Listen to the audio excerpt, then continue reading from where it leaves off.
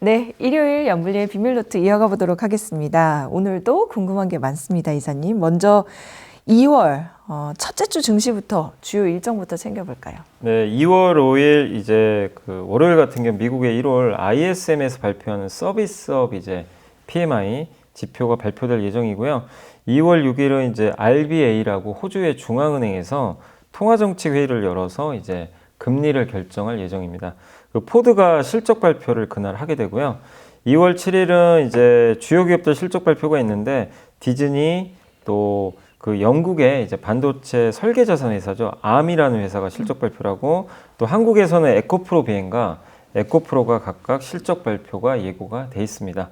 2월 8일은 이제 중국의 1월달 생산자 소비자 물가 지수가 공개되고요.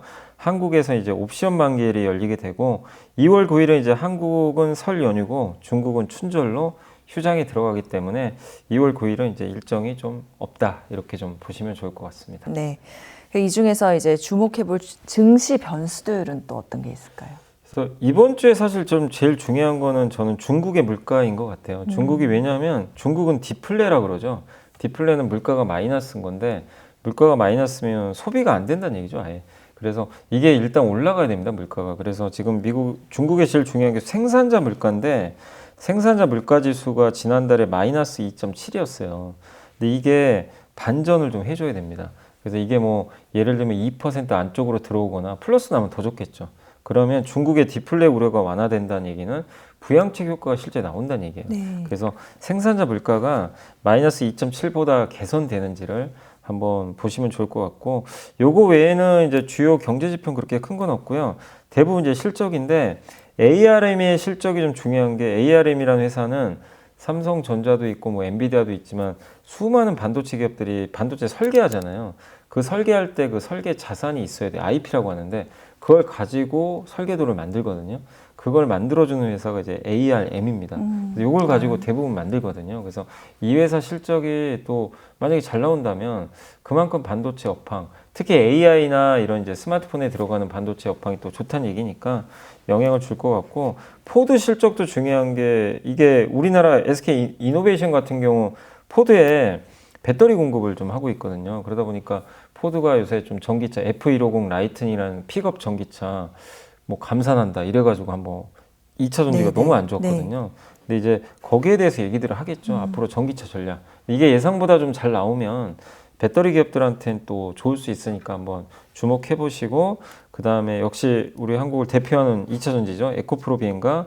에코프로가 이제 2월 7일 날 실적 발표하는데 아마 실적은 굉장히 안 좋을 걸로 전망은 하고 있어요. 그러나 뭐 그건 이미 다 알고 있는 거니까. 근데 그거보다 좀 더 좋게 나온다면 주가는 긍정적으로 반응할 수도 있으니까요. 한번 실적들 이렇게 체크하시면 좋겠습니다. 네. 어제 토요일 날 저희 방송에서 이제 애플에 대해서 얘기를 했었거든요. 그래서 뭐 6월에는 AI 관련해서도 발표가 있을 수 있다 이런 말씀 해주셨는데, 어쨌든 지금은 이제 아이폰 출하량이 부진할 거다 이런 전망이 나오면서 주가가 많이 하락을 해 있고, 그러면 아이폰이 이렇게 부진할 거라고 보는 근거 어떤 거고, 또 이제 국내 IT 업종에는 어떤 영향을 줄 거고, 또 한 가지는 그러면 애플 주식을 한 번쯤 이때 들어가 봐야 되나? 또 이런 생각하시는 분들 계실 것 같거든요. 그러니까 애플이 이번 실적 발표도 했지만 실적 발표 전에 이제 대만의 아주 유명한 고밍치라는 애널리스트가 애플 전문가인데 갑자기 애플 그 아이폰 출하량을 이게 낮춰버린 거예요. 올해 보통 아까 제가 일부 시간에 2.3억대라고 말씀드렸는데 올해 2억대로 낮춰버린 겁니다. 한 15% 정도. 그러니까 이제 애플 아이폰이 잘 안 팔린다는 얘기죠. 생각보다 올해는. 그래서 이제 그날 주가가 좀 빠진 모습이 나왔는데 역시 뭐 중국에서의 좀 부진 이걸 좀 크게 본 것 같고, 그 다음에 애플 아이폰 보면 이제 큰 혁신은 사실 없잖아요. 디자인도 이제 거의 비슷하게 나오고 카메라 성능은 많이 올라갔지만 그걸 뭐 더 높이기도 쉽지 않은 것 같고, 그래서 이분의 의견은 뭐냐면 애플이 AI에 대해서 아마 내년에 좀 발표할 것 같다. 올해는 아닌 것 같다. 이렇게 또 얘기를 해버린 거예요. 그러니까 올해 이제 아니고 내년. 올해 아이폰 그럼 AI 기대가 없는 건가? 이제 이렇게 돼버린 거예요, 갑자기. 그래서 차별화된 모델이나 이런 것들은 아마 내년 초까지는 안 나올 것 같다. 이렇게 이제 얘기를 하니까 시장이 좀 잠깐 실망을 한 거죠. 근데 일단 이제 팀쿡 CEO도 언급을 한 것처럼 아마 올해 AI 언급은 있을 것 같고, 개인적으로는 6월에 한번 얘기를 할 것 같고 애플이 실이라는 그 기능이 있잖아요. 애플 아이폰에 보면. 근데 그 기능을 저는 그대로 둔다고 생각은 안 합니다. 그 좋은 기능이 있기 때문에 시리가 탑재되어 있는데 그 수많은 데이터도 쌓여 있잖아요. 애플 아이폰 쓰는 사람도 얼마나 많습니까? 그 데이터를 가만히 두고 AI를 안 하겠다. 그거는 저는 오히려 주주분들 입장에서 이건 배임행위 아닌가 저는 그렇게 보거든요. 그래서 아마 분명히 할 것 같고. 어떻게 보면 선두주자였잖아요. 예, 사실. 그래서 시리를 이용할 것 같아요. 이용해서 AI 기능을 굉장히 강화시키지 않을까. 그런 모델을 저는 내놓을 것 같은데 이제 그게 올해 내놓을 거냐, 내년에 내놓을 거냐, 요거에 좀 차이는 있는 것 같아요. 네. 근데 그건 아마 6월에 아마 개발자 회의에서 좀 공개를 하지 않을까. 그래서 일단 아이폰에 대해서 지금 애플이나 아이폰에 대해서 기대감이 정말 떨어져 있고 관련 기업들도 많이 떨어졌을 거야. 근데 여기서 더 나쁘게 볼 건 저는 별로 없는 것 같다. 그래서 한번 애플의 변화를 한번 주목할 시기는 저는 오고 있다라고 보고 있습니다. 네. 그 아까 말씀하신 그 2억대로 봤다는 건 출하량 예상치죠. 예, 전망치, 예상치죠. 예상. 전망치죠. 네. 아이폰은 좀 부진하더라도 그 애플의 신제품인 XR 기기 비전 프로 있잖아요. 이거는 그래도 예상보다 기대가 많은 것 같은데. 일단 저는 그래도 이게 기대보단 좋은 것 같아요. 사실 이게 너무 비싸가지고 반응이 좀 약할 줄 알았는데 생각보다 뜨겁습니다. 그때 지금 할 수 있는 게 없다 이런 얘기도 예, 있었잖아요. 그러니까 이게 기기는 좋은데 기기 성능은 정말 좋다고 하더라고요. 근데 이걸 뭘 봐야 될 거 아니에요. 그렇죠. 근데 그게 뭐 넷플릭스도 못 본다, 유튜브도 안 된다 이러니까 좀 일부 실망도 했는데 그럼에도 불구하고 애플은 얼리 어답터가 너무 많아요. 그래서 일단 사자. 애플바. 예. 그래서 이번에 사전 예약 판매 벌써 올해 60만 대 출하량을 예상을 하고 있대요. 시장이 지금 예상하는데 사전 판매만 벌써 20만 대. 그러니까 엄청나게 지금 생각보다 잘 팔린 거죠. 그래서 이 비싼 가격에도 어쨌든 일단 사고 한번 써보자 이런 좀 수요들이 있다 보니까 산 것 같고 다만 시장이 원하는 건 대중화죠. 근데 대중화는 가격이 싸야 됩니다. 그래서 그거는 한 2년 정도는 더 지나가야 될 것 같아요. 네. 근데 어쨌든 애플이 내놓은 이 XR 기기를 통해서 이 XR 기기 시장이 분명히 애플이 참전했다는 건 시장을 좋게 본다는 얘기니까 여기 관련된 산업은 관심을 계속 가지셔야 될 것 같고 여기 관련된 부품이나 뭐 카메라나 이런 것뿐만 아니라 XR 기기의 핵심은 뭐죠? 그 콘텐츠잖아요. 그 중에 제일 핵심은 저는 게임이라고 보고 있거든요. 근데 얼마 전에 어떤 회사가 UEVR이라는 기술을 만들어 가지고 게임을 일반 게임을 VR 게임으로 바꿔주는 그걸 해서 좀 흥행을 좀 하고 있다고 하는데 그러면 옛날에 나온 게임들을 좀 바꿔줄 수도 있는 거잖아요. 그러면 그러네요. 애플 비전 프로 딱 쓰고 또 재밌는 게임을 옛날 게임을 내가 VR로 즐길 수 있는 거니까 그래서 이런 생태계가 만들어지는 거는 저는 상당히 VR 시장에는 도움이 될 것 같다. 그래서 게임주한테도 되게 좋은 것 같아요. 이거는. 네. 그래서 저는 관심은 좀 계속 가져야 된다라고 말씀드리겠습니다. 네. 그리고 삼성전자는 이제 보급형 폴더블 폰 출시할 거라는 뉴스도 있었는데요. 이러면은 폴더블 폰 시장 더 커지겠네요. 네, 근데 이거는 물론 이제 언론사 단독 보도라 아직 삼성이 공식적으로 얘기는 안 한 거지만 일단 이제 언론 보도로는 좀 나왔던 게 이게 삼성 그 폴더블 폰이 꽤 비싼 편이잖아요. 뭐 200만 원 가까이 하니까.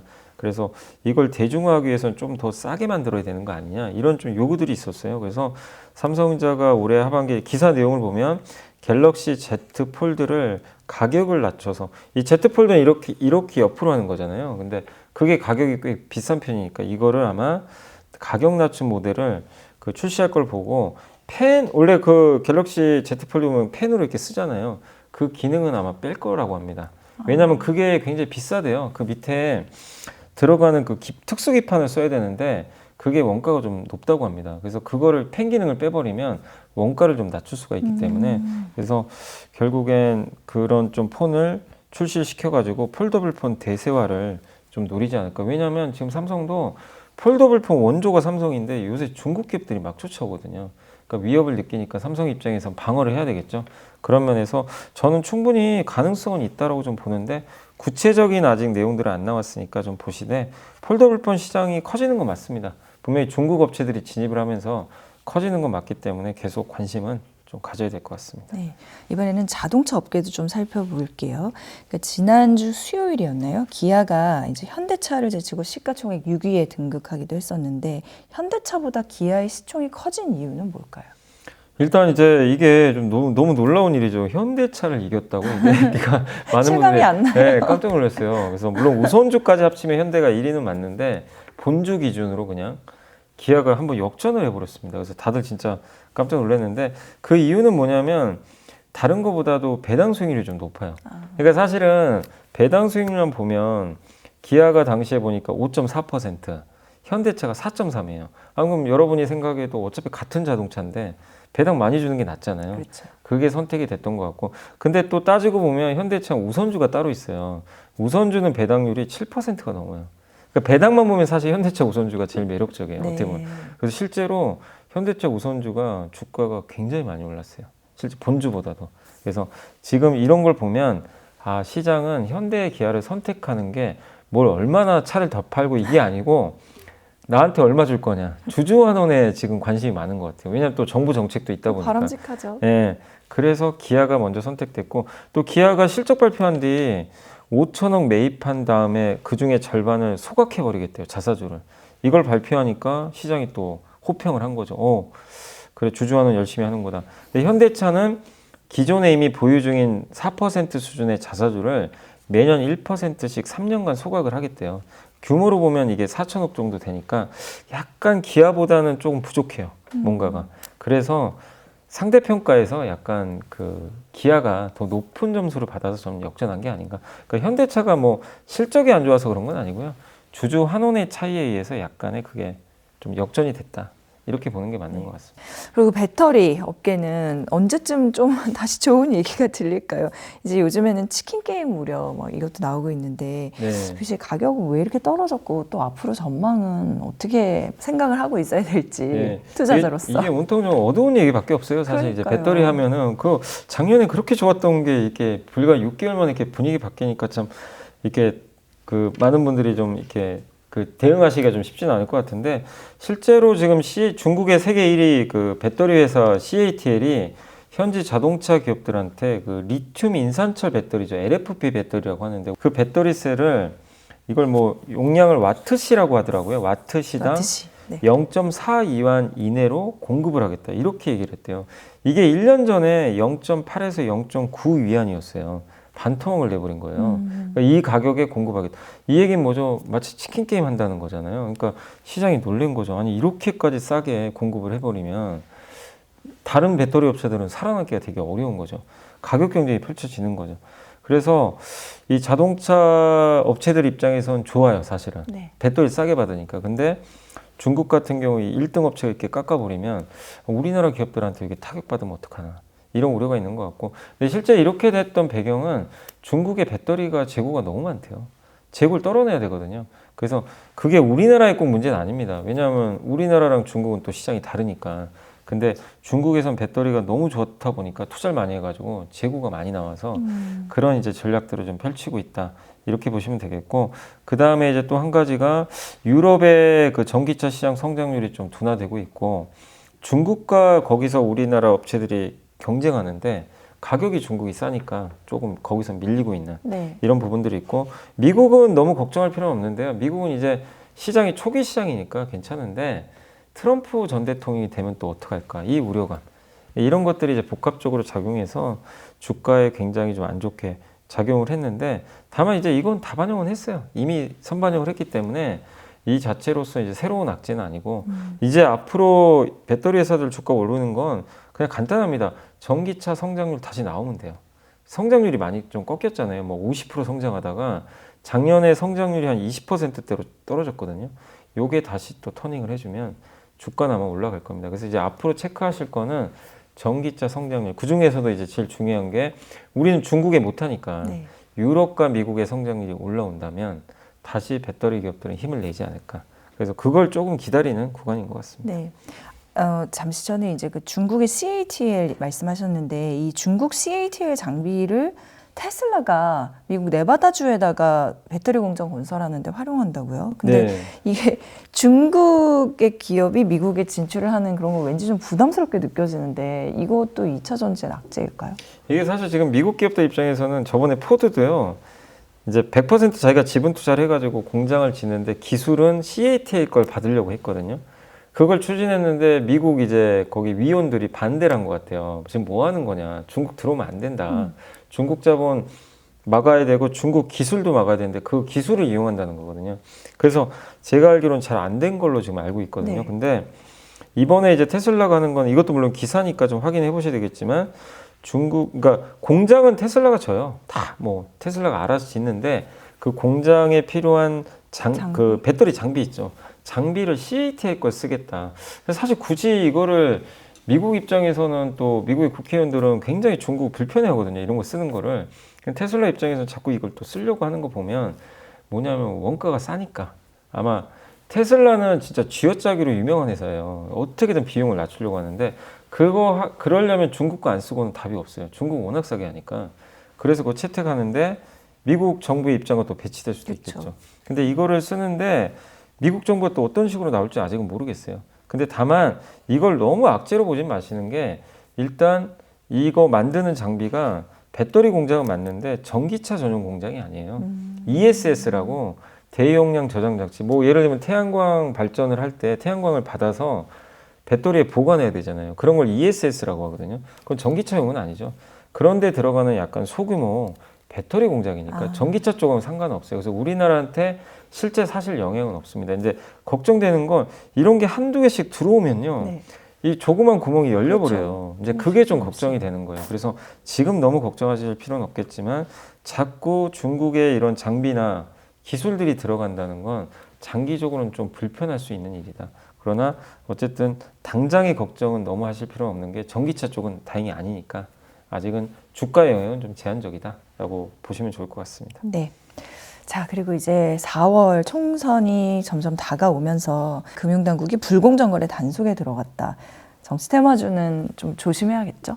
정치테마주는 애초에 그냥 접근 안 하셔야 되는데 이게 왜 이렇게 하게 되냐면 자꾸 주가가 움직인단 말이에요. 이거 보고 있으면. 그러면 이제 오늘 봤는데 살까 말까 고민하잖아요. 대부분 심리가 이래요. 저거 살까 말까 하다가 안 샀는데 상한가 간단 말이에요. 그러면 그 다음 날에는 그 후에 사게 돼요. 사람 심리가. 아, 살 걸. 근데 이제 결국에 후회밖에 안 남죠, 사실은.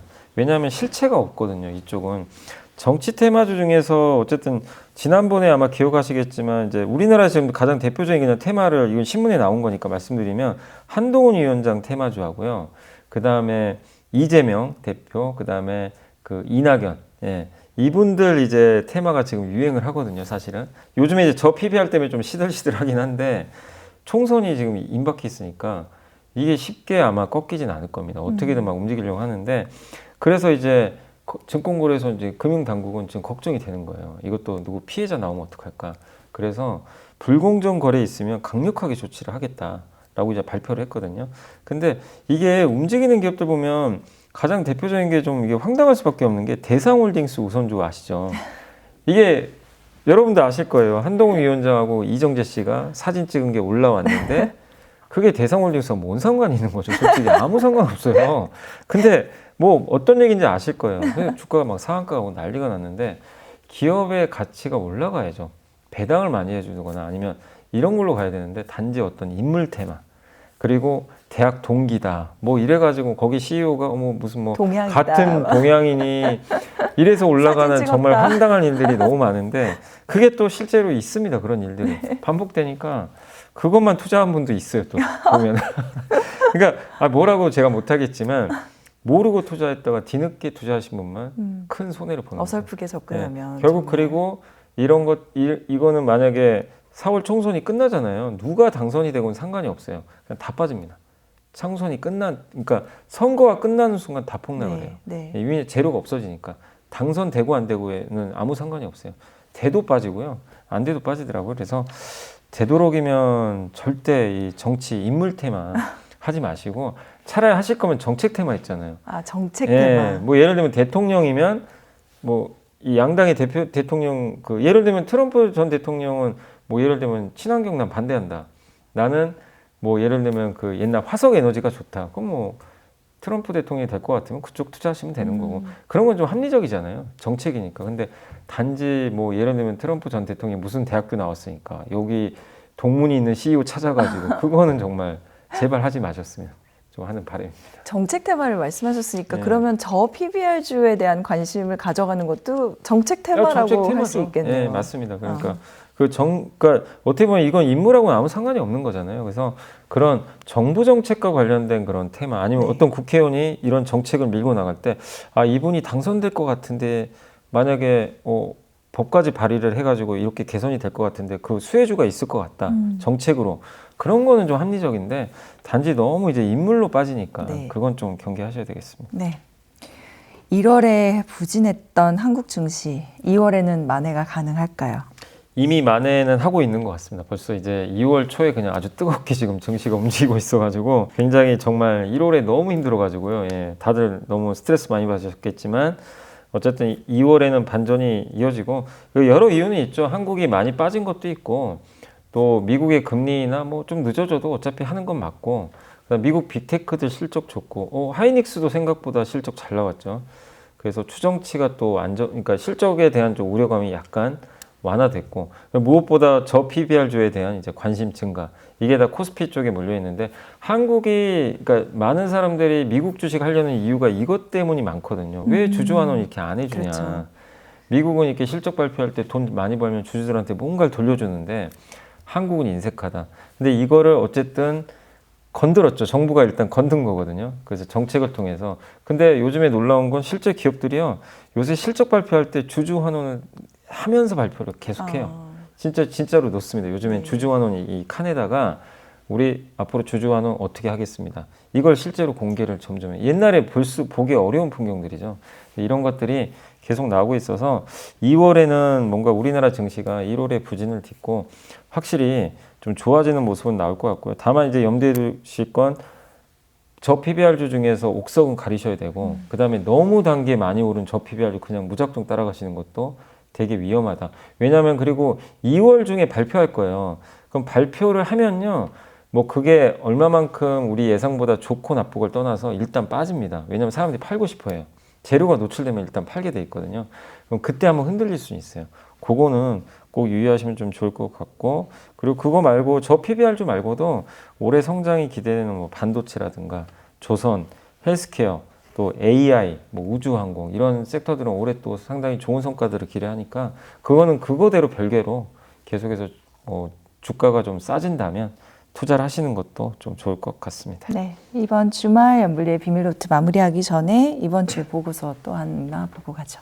예, 미래에셋증권의 김수진 연구원님이 그 IT 서비스라는 이제 회사들 다룬 자료인데 24년은 리레이팅의 해다, 주가 재평가를 받을 수 있는 해다 리레이팅. 이렇게 했고 이제 SI 업체들이라고 있는데 이제 대기업들 보면 뭐 삼성인 삼성 SDS, 현대차인 현대오토에 뭐 이런 기업들이 이제 대기업의 어떤 그 소프트웨어들 있잖아요. 네. 대기업들이 뭐 여러분들이 회사에서 여러 가지 이제 근무를 하실 때 보면 뭐 거기에 메신저도 있고 회사 프로그램 이용해서 뭐 업무들 많이 보시죠. 그런 거 해주는 업체가 바로 SI 업체들이죠, 사실은. 그래서 그런 회사들이 일단 작년에 그 대표 기업들의 평균 수익률이 지난 10년 중에 가장 좋았다고 합니다. 그러니까 뭔가 이제 바뀐 거죠, 사실 작년부터. 근데 그 이유 중에 하나가 코로나 끝나고 각 대기업들이요, 뭘 했냐면 디지털로 전환을 하고 있어요. 회사를 아날로그 방식에서 디지털로. 근데 이렇게 디지털로 전환할 때 누가 해줍니까? 이걸 당연히 SI 업체들이 도맡아서 해주다 보니까 실적들이 좀 증가하면서 좋아졌고, 근데 그런 걸 하는 업체들이 대부분 하는 사업이 뭐 스마트 팩토리 있잖아요. 공장 자동화라든가 아니면 요즘에 회사들도 다 클라우드 쓰잖아요. 그러니까 클라우드 사업하고 있고 거기에 이제 생성형 AI 접목해서 AI 사업까지 이 세 개가 중심이 돼가지고 앞으로 더 작년에도 투자가 이루어졌지만 앞으로도 투자가 이루어질 것 같고 사실 여기 가장 대표적인 회사가 미국에는 마이크로소프트가 있잖아요. 이런 비슷한 사업을 이제 우리나라 SI 업체들이 실제로 하고 있다고 좀 보시면 좀 좋을 것 같고 그 다음에 이제 대기업들이 2012년도에 좀 이런 일이 있었더라고요. 그 공공사업 있죠. 공공 소프트웨어 사업 있죠. 뭐 정부가 하거나 예, 지자체가 하는 이런 공공사업에 대기업은 여기 참여하지 말라는 소프트웨어 진흥법이 그때 개정이 돼가지고 공공기관이 하는 소프트웨어 사업을 이제 대기업들은 못하게 된 거예요. 그래서 좀 성장도 둔화됐는데 이거를 법안을 또 약간 개정할 거라고 합니다. 대기업도 약간 참여하는 방향으로.